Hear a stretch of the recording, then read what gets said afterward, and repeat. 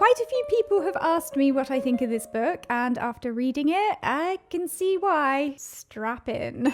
Hi guys, welcome to a video, and in today's video, I'm just going to be reviewing the book Perfume Pain by Anna Dorn. If you're not familiar with Perfume Pain, it follows a cancelled lesbian novelist as she attempts to revive her career and find true love.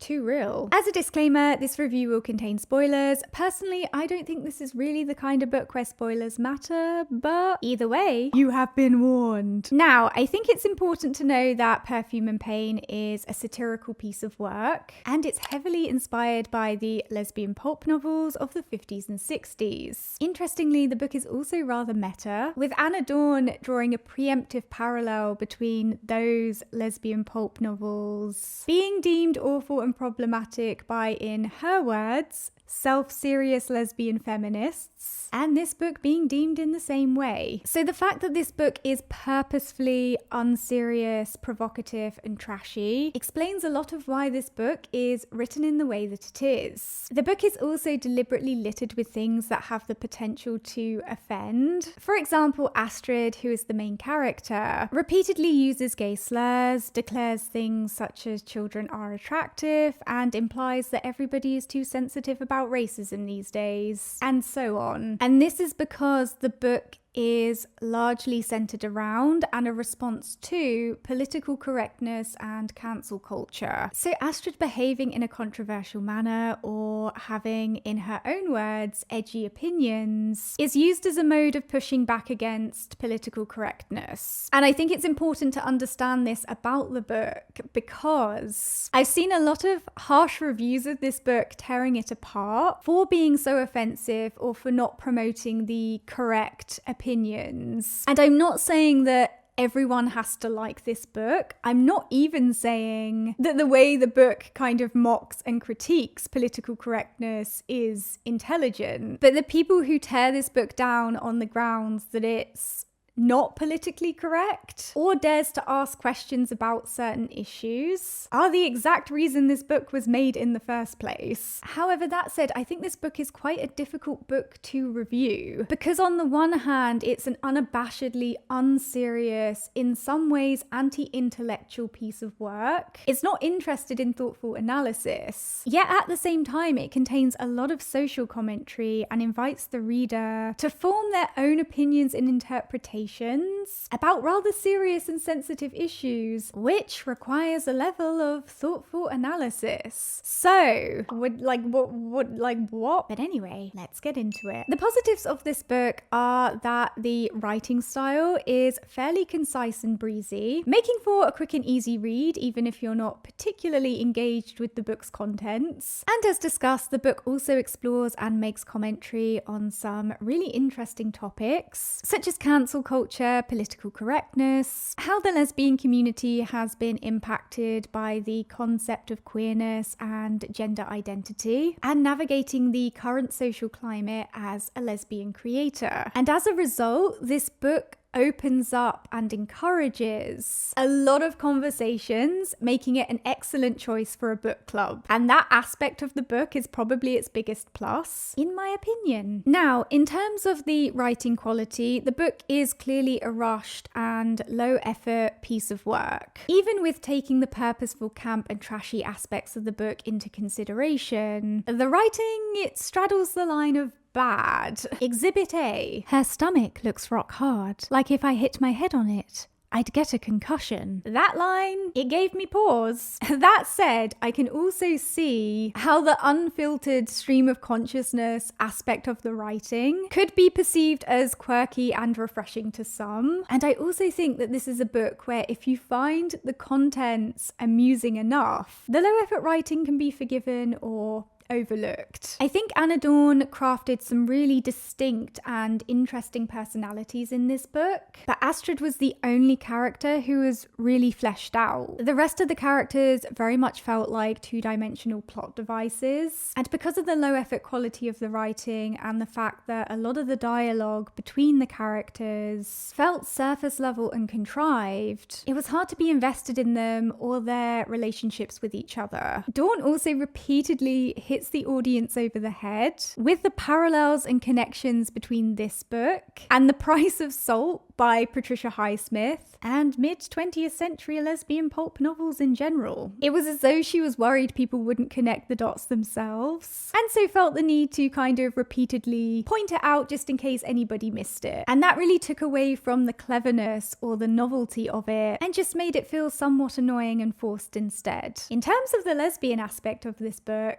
oh boy, there is a lot that lesbians or bisexual women who take an interest in lesbian media and pop culture will recognize. The book mentions Tumblr, astrology, the L Word, the price of salt, Jeanette Winterson, Rachel Weisz, lesbian gossip, and Desert Hearts posters. I literally have one. And there's a lot of commentary on lesbian culture and the lesbian community in general, which is interesting and thought-provoking. Astrid makes it crystal clear that she doesn't really vibe with lesbian culture or stereotypes, that she's not like other lesbians, and that she feels an affinity with gay men and gay male culture. And since her character is supposed to be bitchy, edgy, and superficial, you could attribute the whole thinly veiled disdain for a lack of femininity in other lesbians and lesbian culture to that. But whilst I appreciate the unfiltered and more cutting elements of her character, and I do think there are conversations to be had about some lesbians feeling disconnected from stereotypes and the culture, Astrid's repetitive complaining about it got tired very quickly, and the continual low-level preaching to the lesbian community about how they should feel free to adhere to patriarchal beauty standards and how they should live their lives in a way that she finds personally appealing all throughout the novel felt grating. I understand that there's a layer to the subject of femininity in the book, which is connected to the theme of lesbian pulp fiction novels, with the visuals of feminine women featured on the front covers and the gender expectations from that period and so on. But I don't know how relevant concepts and ideals from the 1950s are in relation to commentary about the modern day lesbian community, or how well viewpoints that stem from patriarchal programming resonate with a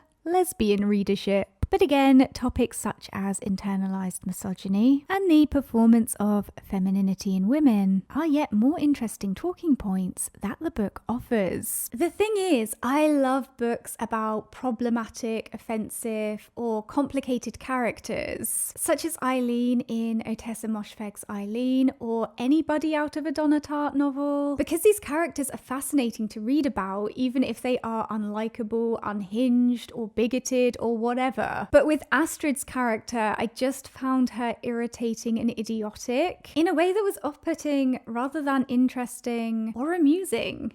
I would say the most compelling aspect of this book is it holds up a blurry mirror to the current social climate in lesbian spaces. And I say blurry mirror because I think a lot of this book takes a somewhat safe or gingerly approach in exploring and making commentary on issues such as cancel culture, men coming into lesbian spaces, and the impact of queerness on the lesbian community and how to navigate that as a lesbian creator. For example, Astrid is cancelled for referring to herself as a female F-slur, but Astrid is an openly gay woman, and a gay woman using a gay slur, even though it's a slur typically aimed at gay men, cushions the offensive factor by quite a bit. I mean, I see that word thrown around by both gay men and lesbians on social media all the time.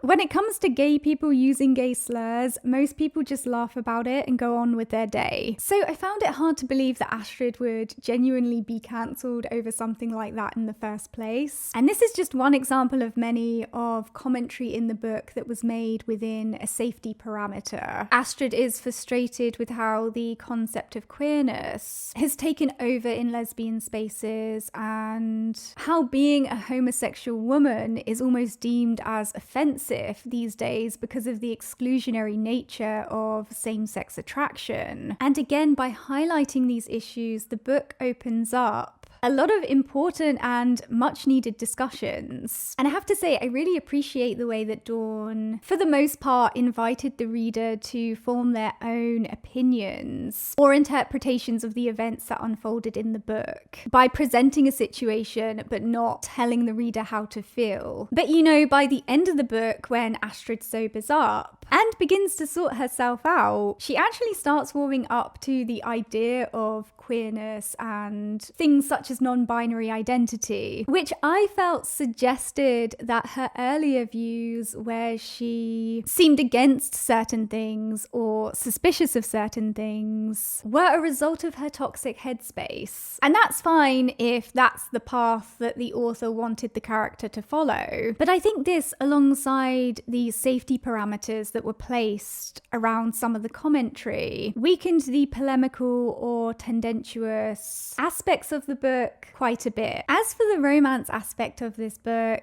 because the writing is largely surface level and rushed, the relationships between Astrid and other women are much the same. For example, the book very much builds up to Astrid and Ivy, who is her love interest, getting together, and then proceeds to thoughtlessly skim through their first date. And beyond that, a lot of their scenes together felt disjointed and half-baked, which made it hard to be invested in their relationship or care about the love triangle drama that unfolded between Astrid, Ivy, and Penelope. And I understand that the romance aspect of the book is supposed to be messy, fun, and camp.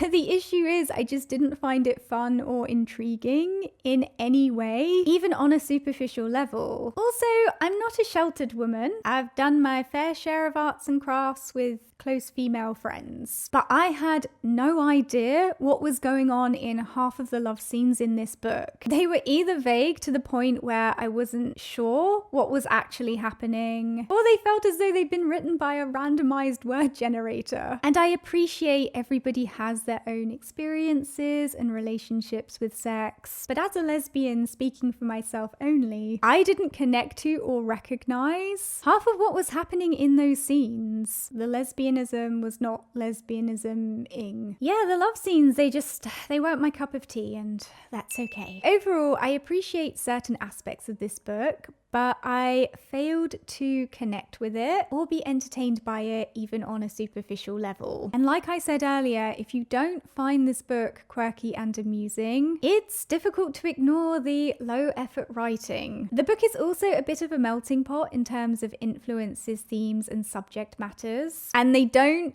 necessarily complement one another. And this made the book kind of feel as though it didn't know what it wanted to be. But in the midst of all of that, as I've mentioned many times throughout this video, it touches upon some really interesting topics which encourage reflection and conversations. And in my opinion, this is really the book's selling point. It was just a 2-star read for me. Okay guys, if you've read Perfume Pain, let me know your thoughts on it down in the comments section below. Oh, I know people have a lot of polarizing opinions on this book, and it's interesting. Don't forget to subscribe for instant disappointment, and I'll see you guys soon.